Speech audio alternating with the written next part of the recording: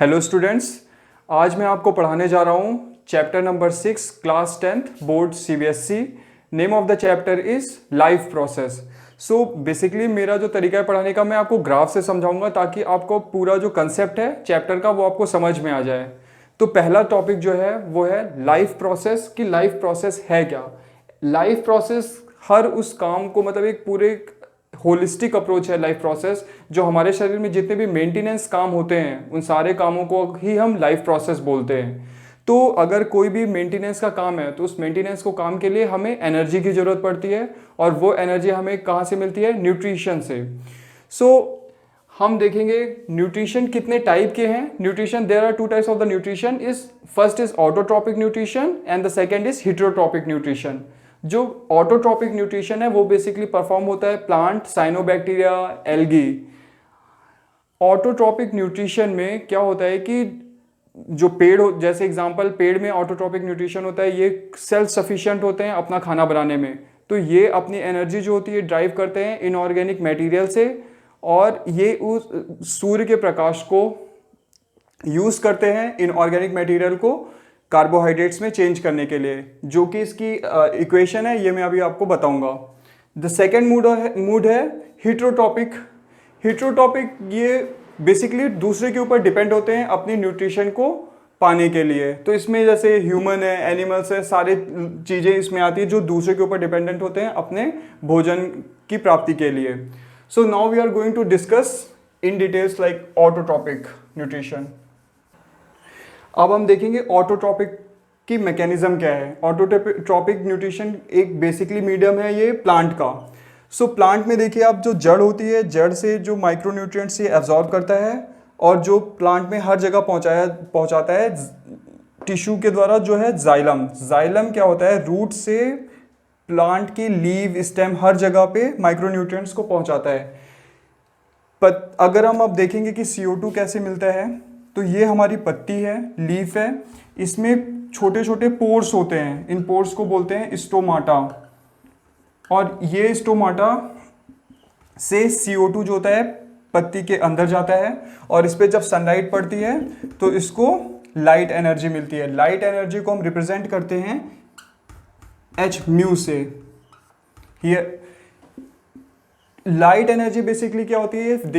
ये फोटॉन्स होते हैं, फोटॉन्स को हम एनर्जी बंडल भी कहते हैं। तो प्लांट क्या करता है? इन्हीं एनर्जी बंडल जो होता है, इस एनर्जी बंडल को क्लोरोफिल एब्जॉर्ब करता है, और ये हमारी रिएक्शन को फैसिलिटेट करता है। इस रिएक्शन में H2O जो होता है वो स्प्लिट होता है O2 में और H2O में।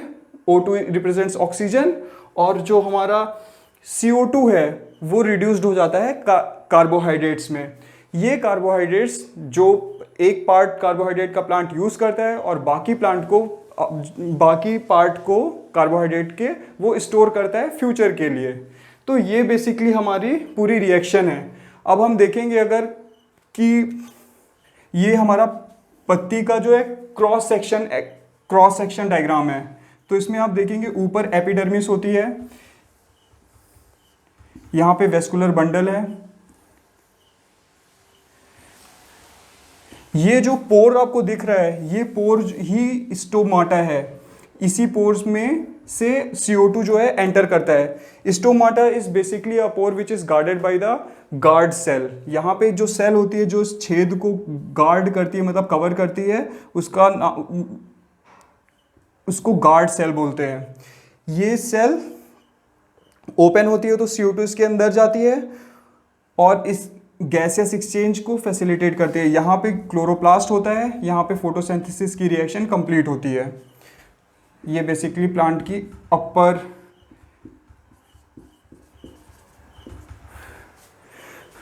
ये वेस्कुलर बंडल है। यहाँ पे जाइलम और फ्लोएम होता है जो कि ट्रांसपोर्ट करता है। बेसिकली जाइलम जो होता है रूट से जो माइक्रोन्यूट्रिएंट्स होता है उनको प्लांट के ऊपरी भागों में ले जाता है, और जो फ्लोएम जो होता है वो पत्ती में जो चीज़ें बनती हैं उसको पत्ती से नीचे प्लांट में ट्रांसपोर्ट करता है। अब हम सेकेंड मूड के बारे में बात करेंगे जो है heterotrophic. And heterotrophic is one of the most important part of this lesson, जिसमें हम अब ह्यूमन के डाइजेस्टिव सिस्टम को स्टडी करेंगे। Basically human digestive system comprises of 10 organ, and अभी मैं जो डिस्कस करने जा रहा हूँ मैं ऑर्गन बाय ऑर्गन डिस्कस करूंगा। जो पहला है वो है बक्कल कैविटी। जब हम खाना खाते हैं तो बक्कल कैविटी बेसिकली रिप्रेजेंट्स कि हमारा ये जो पार्ट होता है ये बेसिकली बक्कल कैविटी होता है। बक्कल जो नेम है ये लैटिन वर्ड से ड्राइव है, उस बक्का, this is a Latin word, इसका मतलब होता है चिक। ओके, सो बक्कल कैविटी में बेसिकली जो एंजाइम होता है वो है टाइलिन। टाइलिन एंजाइम क्या करता है, जो हमारे यहाँ स्टार्च है, स्टार्च जो हमारे फूड में स्टार्च होता है उसको वो कन्वर्ट करता है डेक्स्ट्रिन और माल्टोज में। एग्जाम्पल, जैसे कि हम रोटी खाते हैं, अगर हम रोटी को बहुत देर तक चबाएंगे तो हमें रोटी मीठी लगने लगती है। उसका रीज़न यही है कि स्टार्च जो कि एक हाई कार्बोहाइड्रेट है उसको टाइलिन जो है वो सिंपल कार्बोहाइड्रेट में तोड़ दे रहा है। दूसरा चीज़, टाइलिन का जो पीएच वैल्यू है, पीएच का फुल फॉर्म होता है पावर ऑफ हाइड्रोजन। बेसिकली ये जैसे कि आप देख रहे हैं 5.6 से 6.9 है, जो कि बेसिकली थोड़ा सा एसिडिक है। इसकी वजह से क्या होता है, जब हम खाना खाते हैं तो उसमें जो जर्म्स होते हैं, जो माइक्रो ऑर्गेनिज्म होते हैं, वो ख़त्म हो जाते हैं, अपने आप फिनिश हो जाता है। तीसरी चीज़ क्या होता है, जो हमारा सलाइवा है, सलाइवा में भी टाइलिन पाया जाता है। और सलाइवा जो हमारे खाने मतलब हमारे जब हम मुंह में खाना भरते हैं तो सलाइवा उसमें मिक्स हो जाता है, उस मिक्सचर को हम बोलते हैं बोलस। अब हम यहाँ बोलस, उसके बाद जो बोलस होता है वो ट्रेवल करता है हमारी ऑइसोफेगस में, और ऑइसोफेगस बेसिकली अटैच होती है स्टमक में। तो अभी हम बेसिकली बात करेंगे ऑइसोफेगस में। जब बोलस ऑइसोफेगस में जाता है तो जो मूवमेंट होती है उसको बोलते हैं पेरिस्टाल्टिक मूवमेंट। पेरिस्टाल्टिक मूवमेंट ऐसे होता है, लाइक जैसे आप देखिए ये है,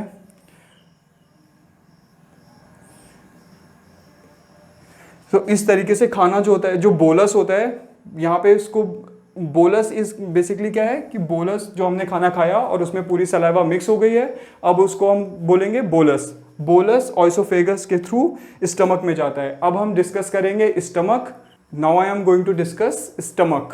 अब स्टमक में आप देखिए, उस स्टमक के पार्ट्स को देखिए। पहला है cardia, fundus, body and pylorus. यहाँ पे एक स्फिंक्टर होता है। स्फिंक्टर जो होता है, स्फिंक्टर इज जस्ट लाइक, ये एक पाइप है हमारा और स्फिंक्टर ऐसा होता है। तो ये क्या करता है कि जो खाना हम ऑइसोफोगस से पेट में एंटर किया है वो खाना वापस फिर ऑइसोफोगस में नहीं जाता है, उसको यहाँ पे स्फिंक्टर रोक के रखता है। स्फिंक्टर के जस्ट नीचे वाले पार्ट को कार्डिया बोलते हैं और उसके बगल के पार्ट को बोलते हैं फंडस। फंडस में बेसिकली खाना जैसे हम खाते हैं उसके बाद वो स्टोर होता है। बेसिकली जो डाइजेशन पार्ट होता है वो होता है बॉडी में। बॉडी में अब देखेंगे हम कि हमारे स्टमक में जो के चारों तरफ एक लाइनिंग होती है जो कि बनी होती है बेसिकली म्यूकस से। ये लाइनिंग जो होती है पेट के इंटरनल जो पार्ट्स होते हैं पेट के, उसको HCl के इफेक्ट से रोकने के लिए काम में आती है। अब हम देखेंगे कि हमारे पेट में जो पैराइटल सेल पाई जाती है, पैराइटल सेल बेसिकली सिक्रीट करती है HCl, जिससे हमारे जो पेट का जो मीडियम होता है वो एसिडिक होता है। चीफ सेल जो होती है पेट में वो सिक्रीट करती है एंजाइम, जिसको हम बोलते हैं pepsinogen. Pepsinogen is a inactive form of the pepsin. So pepsinogen only get activated when it comes into contact with HCl। Pepsinogen जो होता है वो इनएक्टिव फॉर्म है एंजाइम का। पेप्सिनोजन कुछ भी नहीं कर सकता। पेप्सिनोजन जब पैराइटल सेल से उसको HCl मिलता है तो वो पेप्सिन में कन्वर्ट हो जाता है, और फिर पेप्सिन जो होता है हमारे प्रोटीन को ब्रेक करता है अमीनो एसिड में। ओके, सो उसके बाद आप देखेंगे कि जो हमारा पेट में जब पूरा HCl और सब कुछ जब मिल जाता है तो जो हमारा खाना जो होता है वो और भी ज़्यादा स्मूथ हो जाता है, और उसको हम बोलते हैं crime.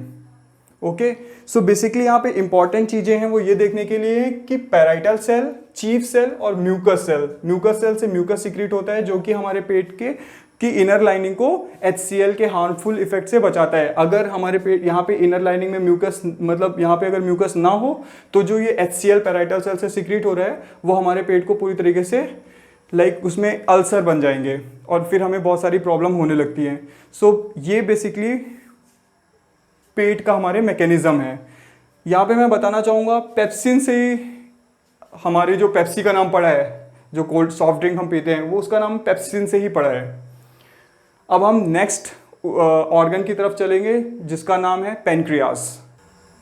Now I am going to discuss pancreas. So pancreas में 3 पार्ट होते हैं, पहला हेड, दूसरा बॉडी और तीसरा टेल। पेनक्रियास में बहुत के अंदर आप देखेंगे कि बहुत सारी पेनक्रियाटिक डक्ट होती है, जिससे जो पेनक्रियास का जो सिक्रीशन होता है वो ड्यूडेनम, जो कि छोटी आंत का पहला पार्ट होता है, उसमें सिक्रीट होता है। जहाँ जिस पॉइंट पे सिक्रीट होता है इस पॉइंट को बोलते हैं मेजर पेपिला। सो पेनक्रियास बेसिकली 2 तरीके के फंक्शन को करता है। जो पहला फंक्शन है वो है एंडोक्राइन और दूसरा जो है वो एक्सोक्राइन। एंडोक्राइन मतलब लाइक जो हमारा पेनक्रियास जो हार्मोन्स सिक्रीट करता है, तो हार्मोन्स वाला पार्ट अभी हम नहीं देखेंगे क्योंकि हम डाइजेशन पढ़ रहे हैं। दूसरा जो है वो एक्सोक्राइन पार्ट है। एक्सोक्राइन पार्ट में ये 3 एंजाइम वो सिक्रीट करता है। तो एमाइलेज जो है वो कार्ब को सिंपल कार्बोहाइड्रेट में तोड़ता है। और लाइपेज क्या करता है? लाइपेज बेसिकली फैट को डाइजेशन में मदद करता है। और प्रोटीएज जो है वो प्रोटीन को सिंपल प्रोटीन में तोड़ता है। सिंपल प्रोटीन यहाँ रिप्रेजेंट होता है अमीनो एसिड। यहाँ पे आप देखिए कि प्रोटीन बेसिकली है क्या? प्रोटीन बेसिकली अमीनो एसिड्स होते हैं, अमीनो एसिड की चेन होती है जो कि डाइसल्फाइड बॉन्ड से जुड़ी होती है। सो जैसे ही प्रोटीएज जब इस पर वर्क करता है तो ये क्या करता है, इसी डाइसल्फाइड बॉन्ड को तोड़ देता है और प्रोटीन जो होता है वो सिंपल प्रोटीन में टूट जाता है। अब हम जो डिस्कस करेंगे वो है liver. Now I am going to discuss liver. अब हम देखेंगे कि वेट जो होता है वो लीवर का होता है 1.4 kg। 2 लोब्ड होता है, पहली लोब को बोलते हैं right and the second one is left lobe. अब हम लीवर के पार्ट्स देखते हैं कि लीवर के फंक्शन देखते हैं कि फंक्शन क्या है। तो बेसिकली लीवर में जो ब्लड आता है वो 2 तरफ से आता है। हार्ट से जो ब्लड आता है वो हिपैटिक आर्टरी के थ्रू आता है, और जो इंटेस्टाइन से, स्मॉल इंटेस्टाइन से जो ब्लड आता है वो हिपैटिक पोर्टल वेन से आता है। तो ब्लड में जो ब्लड हमारा स्मॉल इंटेस्टाइन से आता है हिपैटिक पोर्टल वेन के थ्रू, उसमें न्यूट्रिएंट्स होते हैं और लीवर बेसिकली उनको प्रोसेस करता है न्यूट्रिएंट्स को और स्टोर करता है। दूसरा काम जो हमारा लीवर करता है वो कोलेस्ट्रॉल प्रोड्यूस करता है। और लीवर में स्पेशलाइज्ड सेल्स होती हैं जिनको हम हिपैटोसाइट्स बोलते हैं। हिपैटोसाइट्स जो है वो बाइल फॉर्मेशन करता है। बाइल स्टोर होता है गॉल ब्लैडर में, और गॉल ब्लैडर से बाइल जो आता है ड्यूडेनम में आता है। बाइल का बेसिकली काम क्या होता है? बाइल बेसिकली फैट इमल्सिफिकेशन का काम करता है। फैट के बड़े पार्टिकल को वो छोटे पार्टिकल में तोड़ देता है, जिससे क्या होता है कि एंजाइम अच्छे तरीके से उस पर काम कर पाता है और डाइजेशन में हमें सहूलियत मिलती है। अब हम जो हमारे डाइजेस्टिव सिस्टम में सबसे इम्पॉर्टेंट पार्ट की तरफ बढ़ेंगे वो है small intestine. Now I am going to discuss small intestine. Small intestine की जो लेंथ होती है वो 7 मीटर होती है and it is comprises of 3 parts. जो पहला पार्ट है उसको बोलते हैं ड्यूडेनम, दूसरा जेनुनम और तीसरा इलियम। सो ड्यूडेनम में बेसिकली जो होता है वहाँ पे डाइजेशन होता है, या ड्यूडेनम में ही बाइल डक्ट और पैनक्रियाटिक सिक्रीशन आके मिलता है। जेजुनम में एब्जॉर्प्शन होता है और इलियम में बेसिकली मोस्ट इम्पॉर्टेंट थिंग्स जैसे विटामिन B12 में कोबाल्ट पाया जाता है, ये कि बहुत इंपॉर्टेंट होता है। और A, D, E के ये जो विटामिन्स हैं उसका जो एब्जॉर्प्शन होता है वो इलियम में होता है। अब हम देखेंगे कि स्मॉल इंटेस्टाइन में क्या क्या चीज़ें आ रही हैं। स्टमक से जो खाना आया उसको हम काइम बोलते हैं, वो भी हमारे ड्यूडेनम में पहुंच रहा है। ड्यूडेनम में लीवर से जो बाइल बन के आया वो भी ड्यूडेनम में पहुंच रहा है। और पैनक्रियाटिक सिक्रीशन, जो पैनक्रियास से जो भी एंजाइम्स है वो भी यहाँ पे पहुंच रहे हैं। और जो एक मोस्ट इम्पॉर्टेंट चीज़ जो है वो है ब्रश बॉर्डर एंजाइम। अगर हम स्मॉल इंटेस्टाइन का क्रॉस सेक्शन देखेंगे तो वो इस तरीके से दिखेगा, यहाँ पे ऐसे। ये जो चीज़ें होती हैं इसको विलाई बोलते हैं। इस शेप की वजह से जो एब्जॉर्प्शन होता है उसके लिए हमारे पास बहुत सारी जगह बन जाती है। जैसे अगर एक पाइप है वो अगर सीधा है तो एब्जॉर्प्शन के लिए हमें कम जगह मिलेगी, लेकिन अगर उसका शेप ऐसे ऐसे है तो सरफेस बढ़ जाता है, एब्जॉर्प्टिव सरफेस जो है बढ़ जाता है विलाई की वजह से। तो इसी विलाई पे हमारा एक एंजाइम पाया जाता है जिसको बोलते हैं ब्रश बॉर्डर एंजाइम। अब ब्रश बॉर्डर एंजाइम का काम क्या होता है, ये इसमें जो एंजाइम मिलते हैं ये बेसिकली एक्टिवेटर होते हैं। जैसे ब्रश बॉर्डर एंजाइम में ब्रश बॉर्डर से जो एंजाइम निकलता है उसका नाम होता है एंटीरोपेप्टिडेज। एंटीरोपेप्टिडेज एंजाइम जो होता है वो ट्रिप्सिनोजन को ट्रिप्सिन में चेंज करता है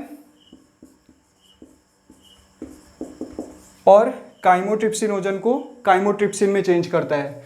ये basically these are the enzymes that work on the protein. ये प्रोटीन को सिंपल अमीनो एसिड में तोड़ देते हैं। जैसे कि मैंने आपको पहले भी बताया था, प्रोटीन बेसिकली अमीनो एसिड्स हैं, अमीनो एसिड की चेन है जो कि डाइसल्फाइड बॉन्ड से जुड़ी होती है। दूसरा काम है यहाँ पे जो एमाइलेज होता है। एमाइलेज क्या करता है, एंजाइम कार्बोहाइड्रेट को सिंपल शुगर में तोड़ देता है। और लाइपेज जो कि फैट को सिंपल फैट में तोड़ देता है। अब हम देखेंगे कि जो बाइल मिला था यहाँ पे, जो बाइल लीवर से जो बाइल यहाँ पे आया था ड्यूडेनम में, उसका काम क्या होता है कि बाइल जो फैट होता है फैट के को छोटे छोटे टुकड़ों में तोड़ देता है, जिसकी वजह से लाइपेज मोस्ट इफिशिएंटली उस पर काम कर पाता है। अब हम चलेंगे लार्ज इंटेस्टाइन की तरफ। Now I am going to discuss large intestine. तो as far as the syllabus of the 10th class is concern, इसमें जो काम है वो लार्ज इंटेस्टाइन का बेसिकली जो काम होता है वो वाटर एब्जॉर्प्शन का होता है।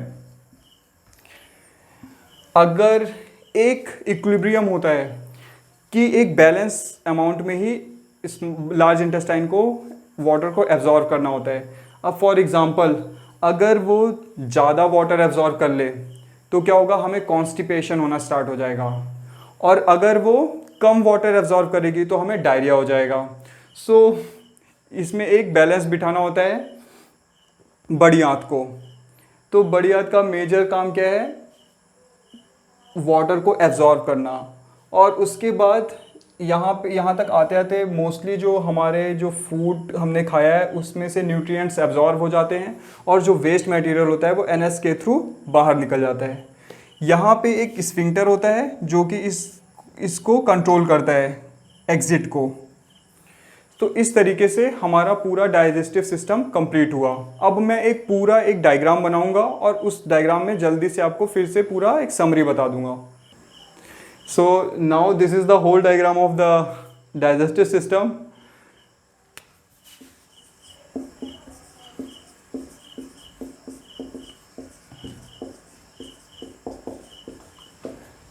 यहाँ पे मैं आपको यहाँ पे समराइज करने जा रहा हूँ। ये बक्कल कैविटी थी, हमने खाना खाया, यहाँ पे टाइलिन मिला और जो उसका मीडियम था वो एसिडिक था, जिसकी वजह से यहाँ पे जो माइक्रोब्स और जो जर्म्स आते हैं वो मर जाते हैं। उसके बाद खाना ऑइसोफेगस से होते हुए पेट में गया, पेट में उसको HCl मिला।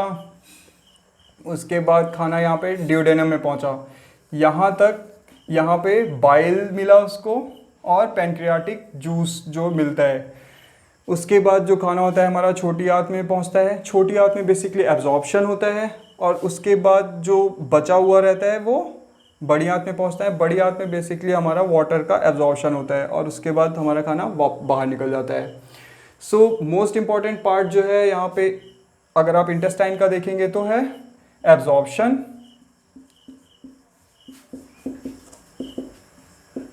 पेट में HCl होता है, यहाँ पे पेप्सिनोजन होता है जो कि HCl के मिलने के बाद वो एक्टिव बनता है और पेप्सिन जो है वो प्रोटीन को अमीनो एसिड्स में तोड़ता है। लीवर से में बाइल बनता है जो कि फैट इमल्सिफिकेशन को फैसिलिटेट करता है।